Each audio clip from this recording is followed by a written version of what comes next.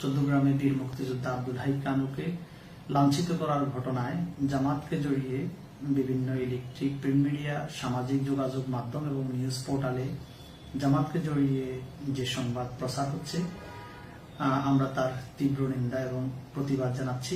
আসসালামু আলাইকুম রহমতুল্লাহ। প্রিয় দর্শক, কুমিল্লায় বীর মুক্তিযোদ্ধার গলায় জুতার মালা পরিয়ে তাকে অপমান করা হয়েছে, লাঞ্ছিত করা হয়েছে এবং তাকে গ্রাম থেকে বের করে দেওয়া হয়েছে। তিনি রিসেন্টলি ফেনীতে অবস্থান করতেছেন, আশ্রয় নিয়েছেন।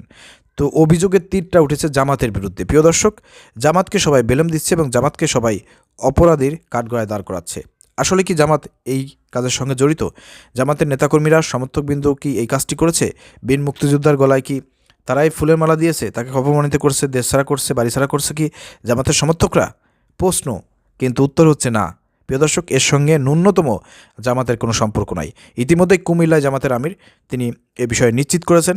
তিনি ভিডিও বার্তায় সবাইকে জানিয়ে দিয়েছেন যে কুমিল্লায় মুক্তিযোদ্ধার গলায় জুতার মালা যারা দিয়েছে, যারা তাকে অপমানিত করেছে, লাঞ্ছিত করেছে, এই ধরনের ঘটনায় জামাত ইসলাম নিন্দা এবং প্রতিবাদ জানিয়েছে, তীব্র নিন্দা প্রতিবাদ জানিয়েছে। এবং যারা এই কাজের সঙ্গে জড়িত তাদেরকে আইডেন্টিফাই করে, তদন্ত করে, তাদেরকে গ্রেপ্তার করে শাস্তির দাবি জানিয়েছে। প্রিয় দর্শক, চলেন ভিডিওটি আমরা দেখে আসি। বিসমিল্লাহির রহমানির রহিম। গতকাল থেকে আজ পর্যন্ত চৌদ্দগ্রামে বীর মুক্তিযোদ্ধা আব্দুল হাই কানুকে লাঞ্ছিত করার ঘটনায় জামাতকে জড়িয়ে বিভিন্ন ইলেকট্রিক, প্রিন্ট মিডিয়া, সামাজিক যোগাযোগ মাধ্যম এবং নিউজ পোর্টালে জামাতকে জড়িয়ে যে সংবাদ প্রচার হচ্ছে, আমরা তার তীব্র নিন্দা এবং প্রতিবাদ জানাচ্ছি। এই ধরনের কাউকে অপমানজনিত কার্যক্রমের সাথে বাংলাদেশ জামাত ইসলামের কোনো ধরনের সম্পর্ক নেই। প্রিয় দর্শক, কুমিল্লায় আমিরে জামাতের বক্তব্যের মাধ্যমে স্পষ্ট হয়ে গেল যে এই ধরনের ঘটনা সঙ্গে জামাত ইসলাম কোনোভাবে সম্পৃক্ত না। জামাতের কোনো নেতাকর্মী, সমর্থক এই কাজ করে নাই। তাহলে এই কাজটি কারা করেছে? প্রশ্ন এখন আমি এই সাংবাদিকদেরকে বলতে চাই, বাংলাদেশের গণমাধ্যম যারা আছেন, যারা এই নিউজটি করেছেন, আপনারা মানে যাচাই বাছাই না করেই আপনারা যারা নিউজ করেন, তাদের উদ্দেশ্যে আমি কথা বলতে চাই। আপনারা তো পারতেন, এখানে তো স্পষ্ট ভিডিও ফুটেজ আছে, সেখানে কারা তাকে লাঞ্ছিত করেছে, ওইখানে তাদের চেহারা দেখা যাচ্ছে, তাদেরকে আইডেন্টিফাই করতেন, তাদেরকে জিজ্ঞাসাবাদ করতেন, অথবা এলাকায় যাইতেন যে এরা কোন দল করে, কাদের সাথে সংযুক্ত আছে, অথবা এই ছবিগুলো নিয়ে আপনারা জামাতের নেতাকর্মীদের কাছে যাইতে পারতেন, জামাতের আমিরের কাছে যাইতে পারতেন যে দেখেন তো এদেরকে জামাত বলা হচ্ছে, জামাতের সমর্থক বলা হচ্ছে, আসলে এদের নাম কোনো জামাতের কোনো খাতায় আছে কিনা, তাই না? তো এটা কিন্তু জানলে পরে স্পষ্টভাবে আপনারা জানতে পারতেন, তারপর নিউজ করতেন। কিন্তু আপনারা সেটা না জেনে শুনেই, শোনা কথায় আপনারা অভিযোগ আনছেন জামাতের বিরুদ্ধে। এখন জামাতকে হেয় প্রতিপন্ন করবেন, লাঞ্ছিত করবেন, জামাতকে ছোট করবেন না, এটা সম্ভব না। প্রিয় দর্শক, আপনারা দেখে নেন, আজকে ভিডিও শেয়ার করেন, সর্বোচ্চ শেয়ার করেন এবং সবাইকে জানিয়ে দেন যে না, এই ধরনের ঘৃণিত কাজের সঙ্গে জামাত ইসলাম কোনোভাবেই জড়িত না। ঠিক আছে? বরঞ্চ এই ধরনের কাজ যারা করেছে তাদের বিরুদ্ধে আইনানুগ ব্যবস্থা নেওয়ার কথা কিন্তু জামাত ইসলামের আমির বলেছেন, কুমিল্লার আমির বলেছেন।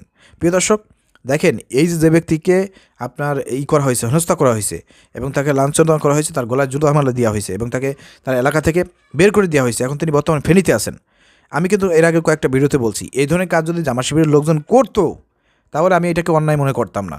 আমি আমার দৃষ্টিতে ব্যক্তিগতভাবে বলতেছি, আপনি কি মনে করবেন সেটা কমেন্টে লিখবেন, কিন্তু আমি আমার দৃষ্টিতে যেটা মনে করি যে এই লোকটির বিরুদ্ধে 9টি হত্যা মামলার দায়ের করা আছে এবং তিনি 9টি মামলার আসামি। তিনি তার নিজ দলের কর্মীদেরকে হত্যার সঙ্গে জড়িত আছেন। চিন্তা করে দেখেন, আপনারা ইতিমধ্যে জানতে পেরেছেন তার অপরাধের লিস্ট। সে 71-এ অনেক ভালো কাজ করেছে, যুদ্ধ করেছে, এই জন্য তাকে বীর প্রতীক খেতাব দেওয়া হয়েছে। এটা তার অর্জন, তিনি ভালো কাজ করেছেন। কিন্তু এই 15 বছর আওয়ামী লীগ সরকারের শাসন আমলে তিনি যে অপরাধ করেছেন, মানুষ খুন করেছেন, মানুষকে হেনস্থা করেছেন, জামাত শিবিরের নেতাকর্মী, বিএনপি নেতাকর্মীদেরকে হয়রানি করেছেন, বাড়ি থাকতে দেন নাই, মামলা হামলা দিয়ে নির্যাতন করেছেন। তো এই যে এই কর্মকাণ্ড করার জন্য তার তো একটা পুরস্কার আছে।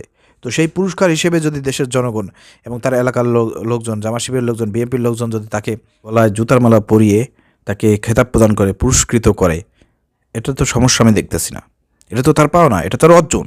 অতএব এখানে যেভাবে মিডিয়া প্রচার করেছে জামাত শিবির জড়িত, ইতিমধ্যে জামাতের আমির, কুমিল্লার আমির, তিনি বলেছেন এর সঙ্গে জামাত শিবির জড়িত না। যে বা যারা এই কাজটি করেছে তাদেরকে আইনের আওতায় আনার জন্য তিনি আরও দাবি জানিয়েছেন এবং নিন্দা প্রতিবাদ জানিয়েছেন এই ধরনের ঘটনায়। তো ইতিমধ্যে আপনারা জানতে পেরেছেন, আশা করি আপনারা বুঝতে পেরেছেন। এই সঙ্গে ইতিমধ্যে যারা জামাতকে দোষারোপ করতেছেন, বিষয়টি আপনাদের কাছে ক্লিয়ার হয়ে গেছে। এর সঙ্গে জামাতের কোনো রকমের কোনো সম্পর্ক নাই।